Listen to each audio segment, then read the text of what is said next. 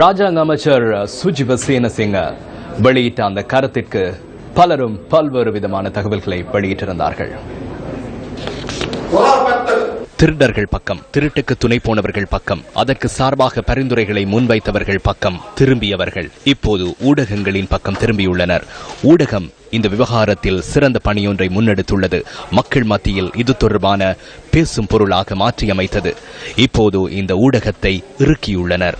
ஊடகத்தை கோப் குழு, சிறப்புரிமை குழு, பாராளுமன்ற முன்னால் கொண்டு வர வேண்டும் என கூச்சலிட்டனர். இந்த அரசாங்கம் என்ன செய்கிறது? பிரதமருக்கும் அவருடைய சகாக்களுக்கும் ஒன்றை கூற விரும்புகிறேன். நிதியை துர்நாற்றம் வீசும் கழிப்பறைக்குள் தொலைத்துவிட்டு ஊடகங்களுக்கு விரல் நீட்ட வேண்டாம்.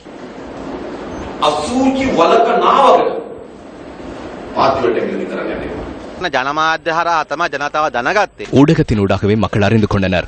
சுஜிவ சேனசிங்க உள்ளிட்ட ஐக்கிய தேசிய கட்சியின் குழுவினர் மத்திய வங்கியின் ஊழல்வாதிகளை பாதுகாத்து கோப் குழுவை மறைப்பதற்கு முற்பட்டனர். கோப் குழுவின் தலைவர் முதுகெலும்புடன் செயற்பட்டதன் காரணமாகவும் ஊடகத்தினூடாக மக்களுக்கு ஏற்படுத்தப்பட்ட தெளிவின் அடிப்படையிலும் ஐக்கிய தேசிய கட்சி குழுவினருக்கு மண்டியிட வேண்டி ஏற்பட்டது.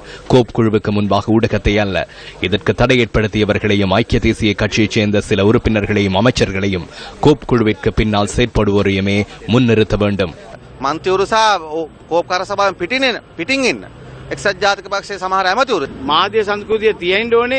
ஊடக கலாச்சாரம் இருக்க வேண்டும். ஊடகத்திற்கு விரல் நீட்டக்கூடாது, ஊடகத்திற்கு தீ வைக்கக்கூடாது, ஊடகவியலாளர்களுக்கு அச்சுறுத்தல் விடுக்கக்கூடாது போன்ற விடயங்களை எதிர்க்கட்சியில் இருக்கும் போது கூறினார்கள்.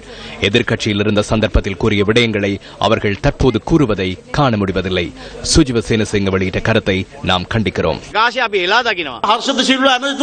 அமைச்சர் ஹர்ஷடி சில்வாவின் பொருளாதார நிபுணத்துவம், சட்டத்தரணி அஜித் பெரேரா மற்றும் சட்டத்தரணி சுஜிவ சேனசிங்கவின் சட்டம் தொடர்பான அறிவு இந்த நாட்டு மக்களின் பணத்தை பாதுகாப்பதற்கு பயன்படவில்லை.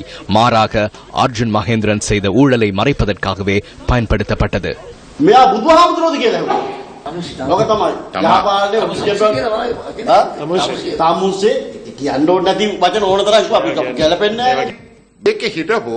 முறைகள் விநியோகம் தொடர்பான விவகாரம் கோப் குழுவில் சூடுபிடித்து வரும் நிலையில் அடிக்குறிப்பை இடக்கூடிய தகைமையுடைய ஒருவரை இந்த குழுவில் இணைத்துக் கொள்ள வேண்டும் என்ற நம்பிக்கை அங்கு நிலவியது. ஐக்கிய தேசிய கட்சியின் தலைவரான மிக தூய்மையான ரணில் விக்ரமசிங்க அடிக்குறிப்புகள் இடக்கூடிய ஒருவரை கொண்டு வந்தார்.